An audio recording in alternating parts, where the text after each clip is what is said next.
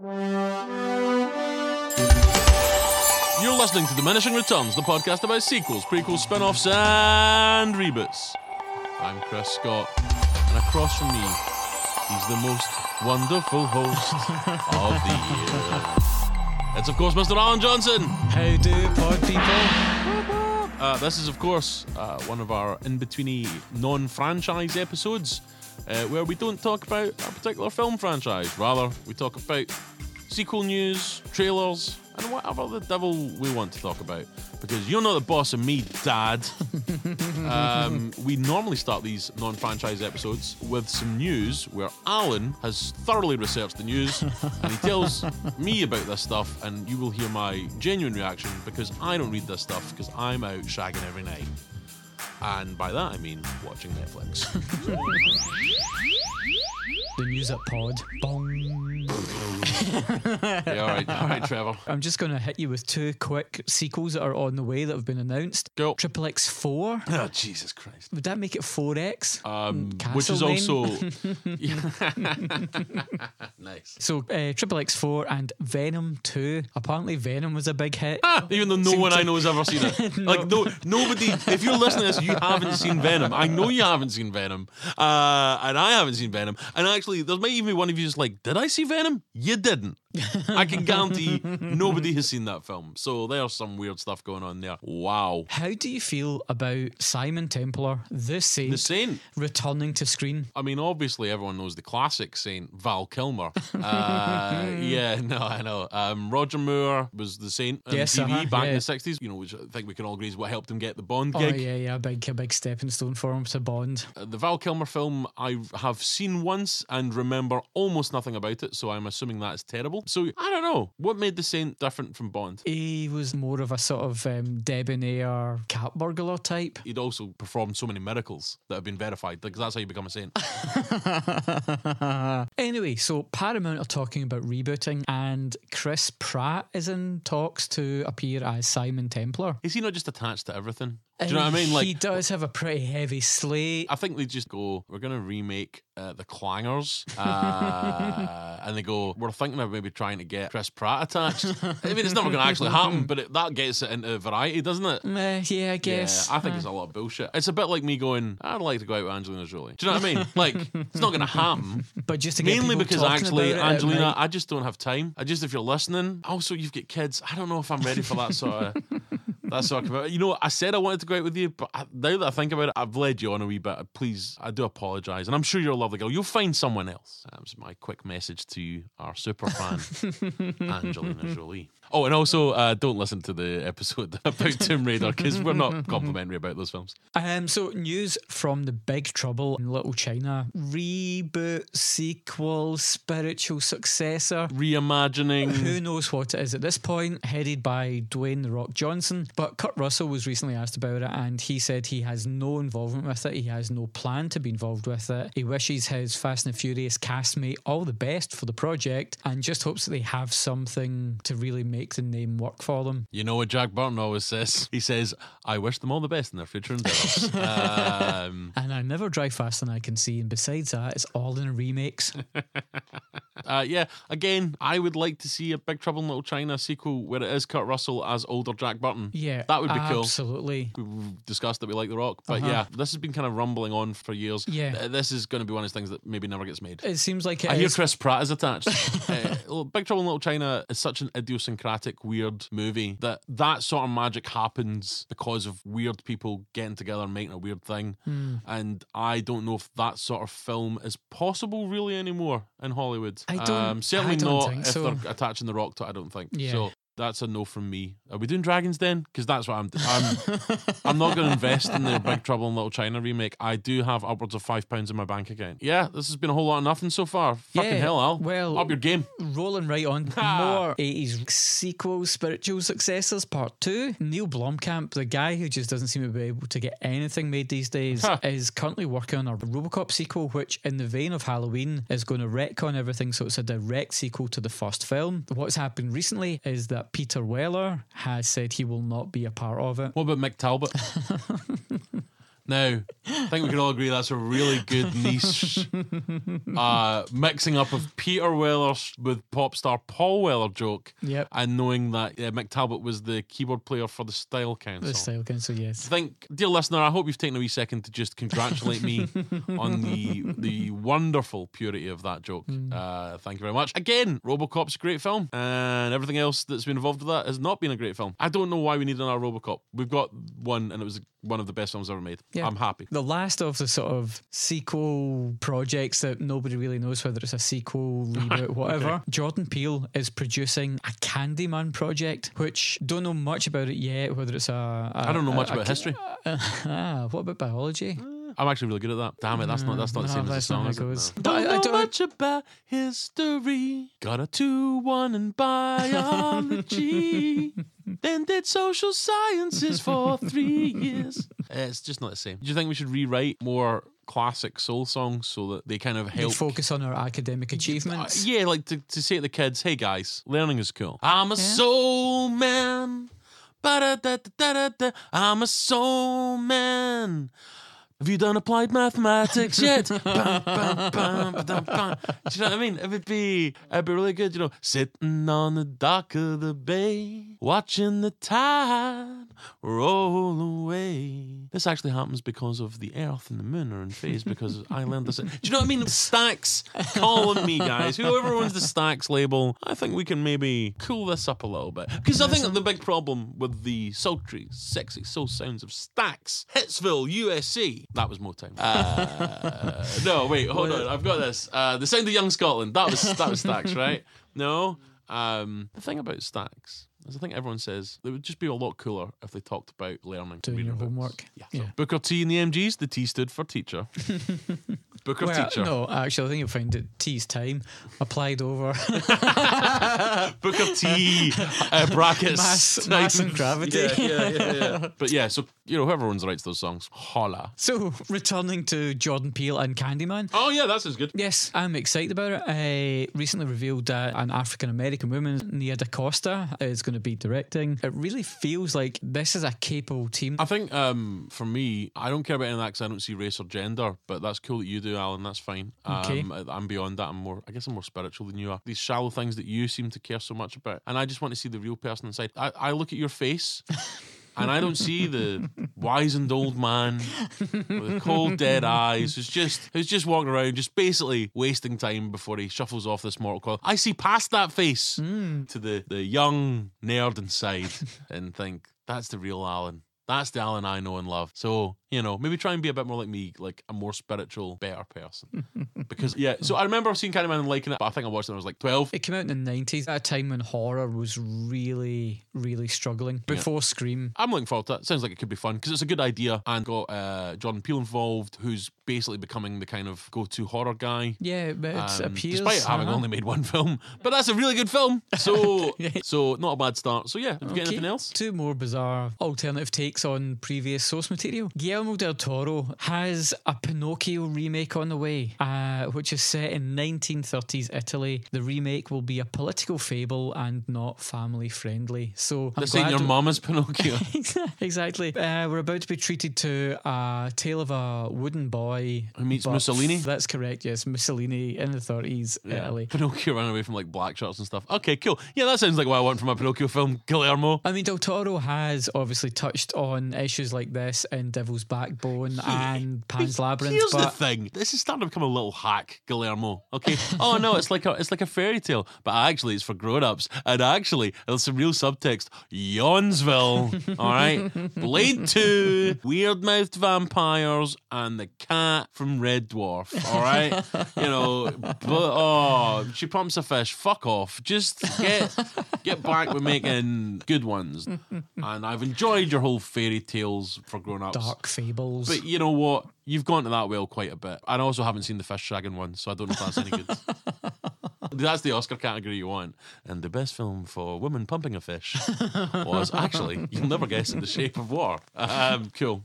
Pinocchio where he has to hide from Mussolini. Great. So finally, and leaving where we came in, with another television show of yesteryear being remade for the big screen, Michael Pena through Blumhouse. Who's this? Blumhouse okay. is about to take Fantasy Island in a more horror direction, where guests arrive at the tropical island to live out their fantasies for a price. Michael Pena is going to be in the sort of Ricardo Montalban role. Scientologist Michael Pena. Oh, is he a Scientologist? Yeah, he is. Oh, that's disappointing. Yep. So they're going to remake Fantasy Island, but Yes. instead of it being like the TV show Fantasy Island, Yes. they're going to make it completely different. I think more Twilight Zone-y. Which, There's a sting in the tail. Aye, because that was a different show.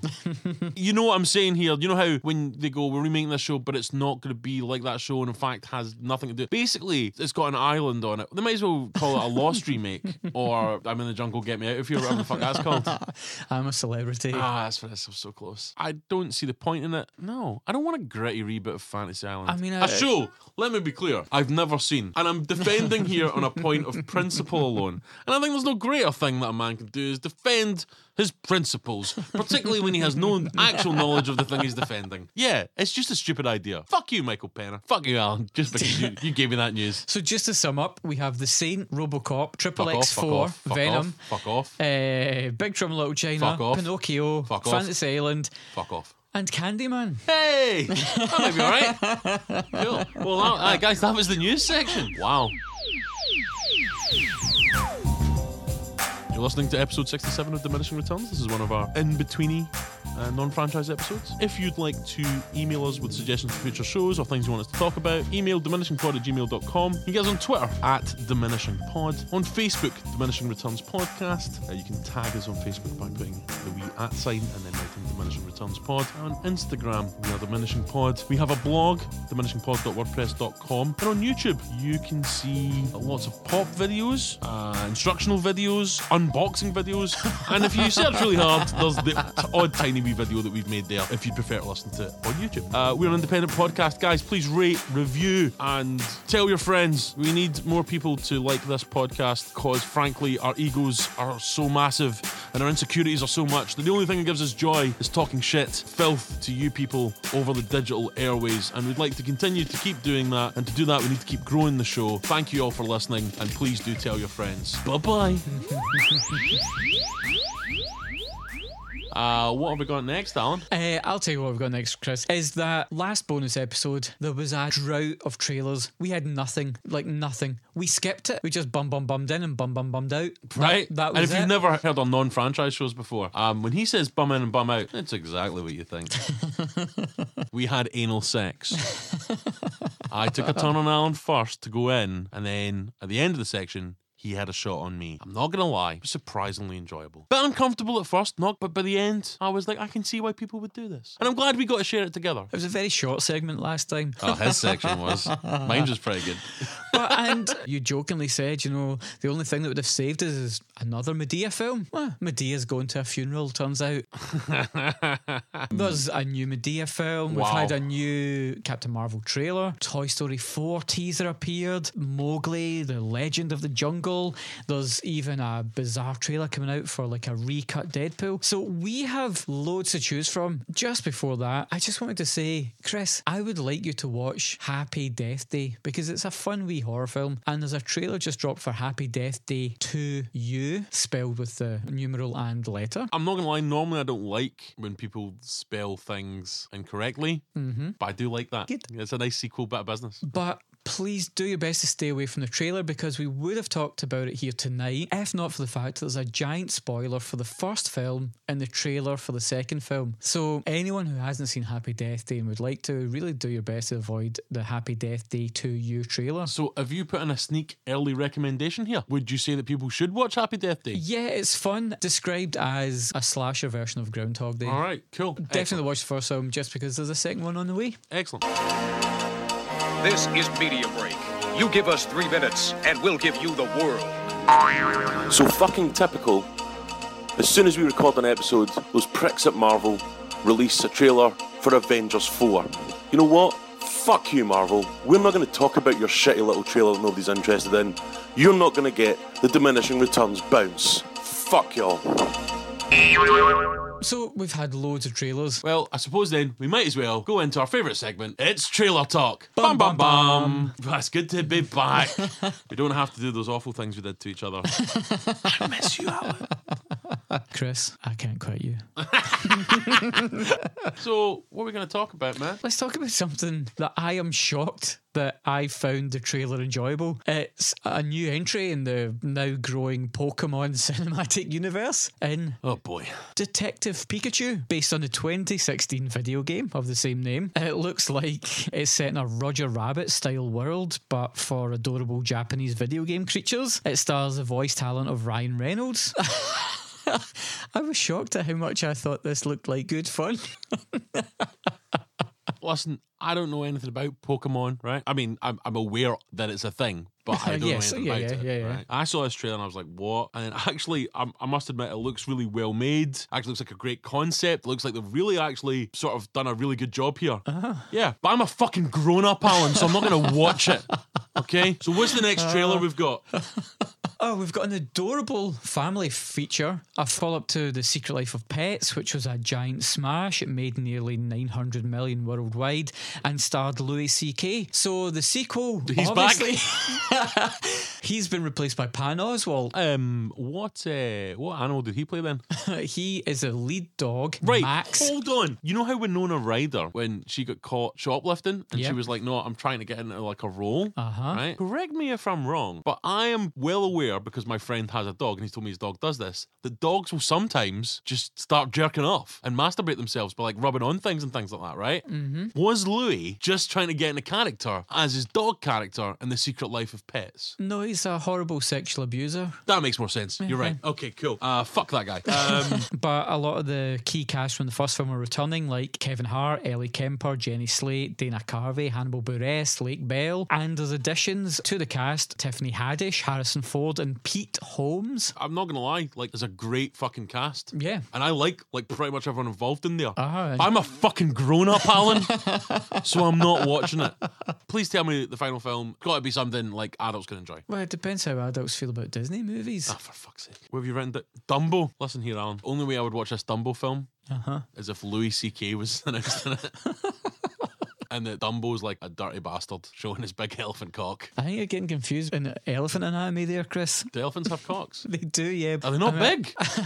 I mean, I think proportionally, obviously, elephants generally are large. An elephant cock's going to be bigger than my cock, right? I'm just saying, don't get the trunk and the junk confused. No. The important thing is, do elephants have a proportion, like the same proportion of body mass to cock that humans do? Or do elephants have massive cocks? Like horses have big cocks, right? Reportedly. Donkeys? Big cocks, although- right? Why are some animals getting the big cock thing? That seems unfair. It sounds like you I have wish an I had a issue. big cock. I was going to say. I wish I had a big horse cock. My cock, Alan, is incredibly average. You would think an elephant would have a big cock. I mean, it's got a big memory. They never forget. Does that They equate? never forget. That's true. So, elephants' vaginas. Yes. Any thoughts on those? Nothing's currently troubling me about elephant Like, genitalia. if we generally. think like the cock is like the trunk, do we think that an elephant's vagina is like the big ears? Do we know if it's an African or an Indian elephant? Because African and Indian elephants have differently sized vaginas if it relates to their ears. Oh, okay. Can we please just stop bringing race into it? I've told you I'm too sensitive for that. Big ears are African. You shouldn't tell people apart, mate. You should just love them all for who they are inside. I'm trying to have a sensitive conversation with you about love and how people view people, and you're just bringing down to shallow stuff again. And I was just wanting to talk about elephants' cocks and vaginas. So please, Alan, if you could just try and be serious for a second. So Dumbo, what do you think about that? I think it's interesting that our last franchise episode, which had a woman dressed in dominatrix outfit, had less sexual entendres than tonight's bonus episode. We talked about our dwindling interest in Tim Burton's career, and here he is just doubling down on making me not want to see one of his films by taking a swipe at Disney's Dumbo in a live-action remake, and the fact that it stars Danny DeVito and Michael Keaton. That's Getting the not band even- back together that's not for even this. that's not even enough to make me go, oh wow, Tim Burton. Yeah, you should be excited to see those guys back together. Absolutely. That's not the case. I mean, it just looks like bullshit. Yeah. I just don't care. I mean, don't be wrong. It's not for me. You know why? Because I'm a fucking grown-up, Alan. Okay, so I'm not gonna be watching this fucking shit. So it's not for me. But this looks like it's made for grown-ups. Do you believe an elephant can fly? No. Do you believe Along R. Kelly can with- fly? Hey, I hope he flies into the penitentiary. Well, why would he do that? He's a sexual predator. He's not an idiot. If anything, he's going to fly away from that place. It doesn't even make any sense, Alan. I would say, read up on R. Kelly. He's a creepy bastard. So we've talked about creeps, but is there anything creepier than CGI elephants? Yes, CGI lions. Also, this week we've had the Lion King trailer with the Nanuna Mankata. I've never seen The Lion King. I don't know if that's it's something like that, but Hanuna Manata. Radunga Radunga. I'm worried that any of this is borderline racist, but Hakuna Matata. What does that mean? It means no worries Oh, that's cool. for the rest of your days. Hakuna Matata? Hakuna Matata. Hakuna Matata. I That's think quite you're good. putting an N in there that you don't need. But Hakuna? Hakuna Matata. Hakuna Matata. No worries, I like that. Never seen The Lion King. I have seen the musical. Oh. Of course I haven't. Do they sing in the live action one? Yeah, that's what's really weird about it. It looks like it's a shot-for-shot remake. So really, it's a CGI version of an animated thing. And it's really weird. It looks ultra disconcerting. Yeah, The but people that have written the movie because of animated films aren't covered by the Screenwriters Guild. That means that the people that wrote The Lion King back in the 90s don't receive any remuneration for this new version, even though it's essentially the same film, the same script. So what you're saying to me is, in a fair world, they would actually be getting quite a bit of money for this. And Yeah, I they mean- would have no worries for the rest of their days. Exactly, but instead Disney... What's the opposite of Hanukkah Matata? Hakuna Matata. Damn it, I was so close. Damn it. Yeah, they do not have a worry-free philosophy. They are... I'm assuming that's another line from the song. Yeah. Okay, cool. Either that or you've started laying down some freestyles, and I'm not going to lie, I'm not going to have another freestyle rapper in my life. I already know one, and that's enough. Pretty hard thing. This is Disney continuing to just reuse their own scripts. So does this have, what's the boy that was in Lord of the Rings as Gollum? What's his name? Andy Serkis. So it's like one of those jobs where like they had people like kicking about pretending to be lions and then they CGI'd lions on top of them? Or is this just like purely just fucking CGI? From the trailer, it looks like they've just recreated it. It looks like they may even have layered the CGI on top of the original cell animation. Oh, so I'll probably go see the new one then. It sounds quite good. Yeah, Of course I won. You know why? I'm a grown up. Yeah. Namaste. Hanukkah Matata. Hakuna Matata. I'm going to get it one of these days. It means no worries. You're for right, the but I'm rest now of worried. Your days. It's a worry-free philosophy. I'm so worried that I'm Hakuna not going to get it Matata. right. Ironically, this is the only thing that worries me is Hakuna Matata. Yes! Yeah! Fuck you, Elton John! He did The Lion King, right? He did. Me and my mum and dad have got... phrasing, but he did the Lion Please don't talk King. about shagging animals, that's gross. How do you feel about the John Lewis Christmas commercial that haven't seen stars it. Elton John? Haven't seen Oh it. my god. I love Elton John. There's a run of those albums. Yeah. I'd maybe give you up until Too Low for Zero. I mean, I would say certainly like in the 70s he had a hit rate and also like was bringing out 2 albums a year and shit. Yeah. Brilliant. I still even like lots of his stuff from after that. I'd maybe be like, okay, best of time or whatever. But I want love, but it's impossible. A man like me, so irresponsible. Hakuna Matata. That's remarkable, Chris. I thought Goodbye, England Rose. You never What a boy. I like that one that he did about the guy from Taxi. Hold Me Closer, Tony Danza. Listen, are you ready for love? Are you ready? And are you ready to finish this, frankly, ridiculously trailer-light chat about trailers? I mean, it's virtually outs across the board. So, Secret Life of Pets, you're a no? I'm a no. Because yeah. Louis C.K.'s not anymore and you really love him. That's fine. Oh, yeah, that's the reason. Yeah. You're like, hey, if he's out, I'm out, guys. Dumbo out looks fucking bullshit. I see what you're saying about Detective Pikachu, but I think I've made my thoughts clear. Yeah. So that was our family-friendly trailer talk. Bum, bum, bum. Wow. So we've had our news, we've had our trailers. Yeah. Normally we'd go into recommendations, right? Yeah. I've got a segment for you.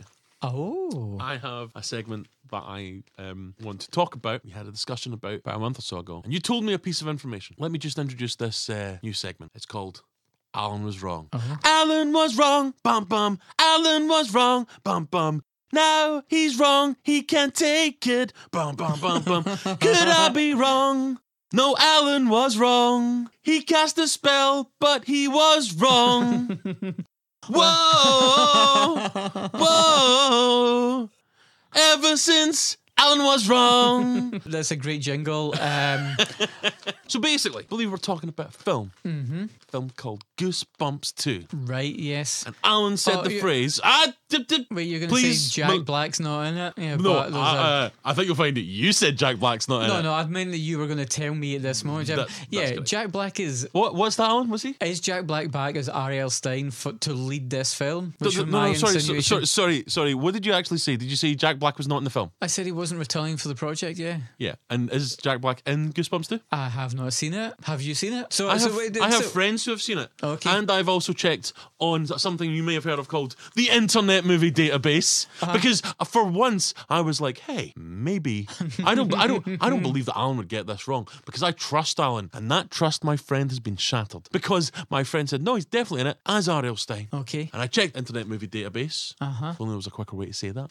And Jack Black is in Goosebumps 2. Alan was wrong. Bum bum. Alan was wrong. Bum bum. He cast a spell, but it was wrong. Bum bum bum bum. Whoa. Whoa. Ever since Alan was wrong. So, I mean, that was just a little segment I wanted to introduce there.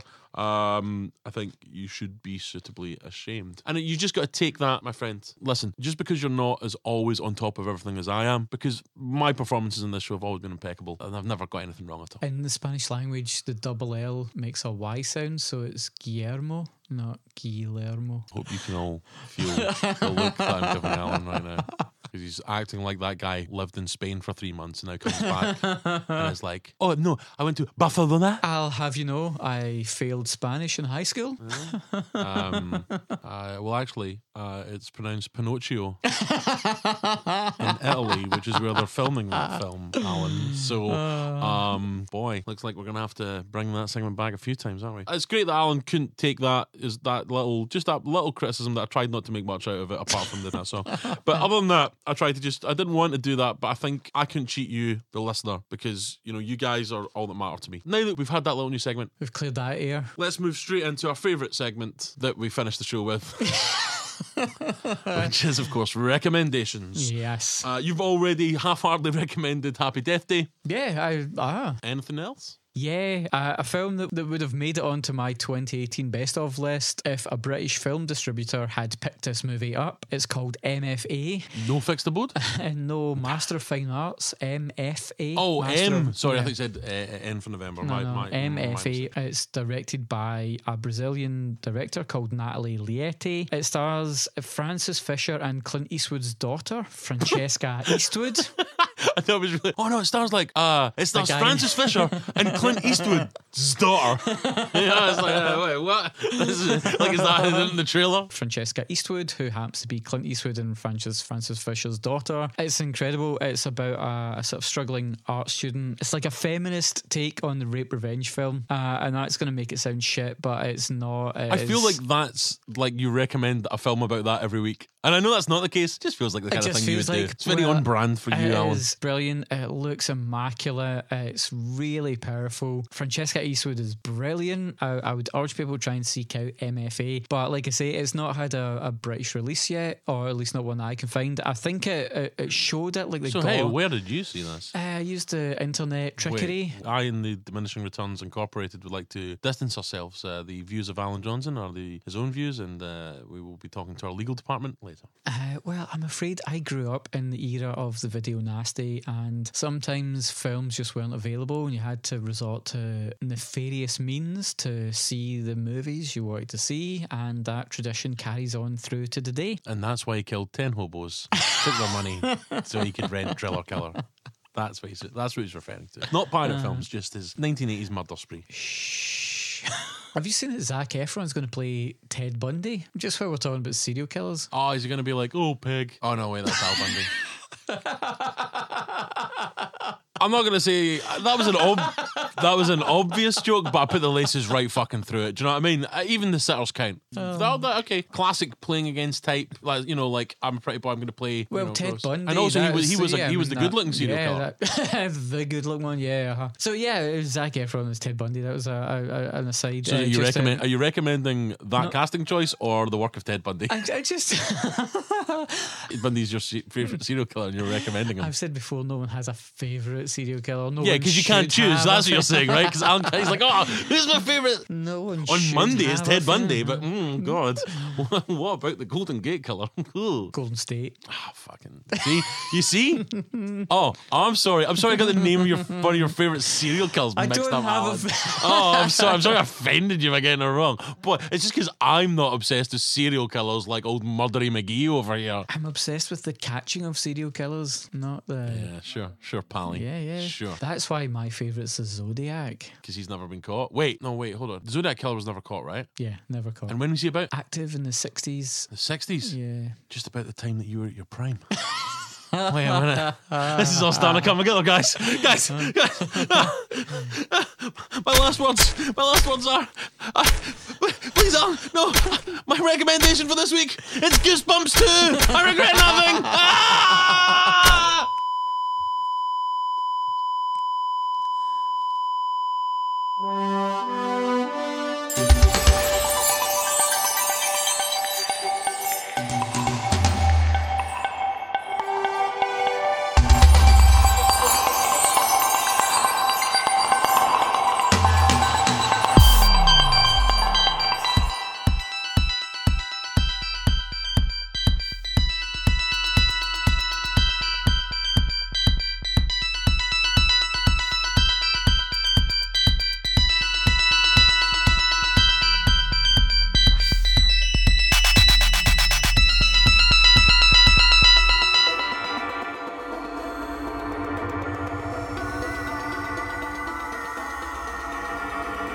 You know how like Casper the Friendly Ghost goes around killing people? I'm not sure what Casper the Friendly Ghost is. It is a dead child though, right? It's a dead child. Oh, just Really, really upsetting. He's a small dead child. yeah, that's fun for kids to watch.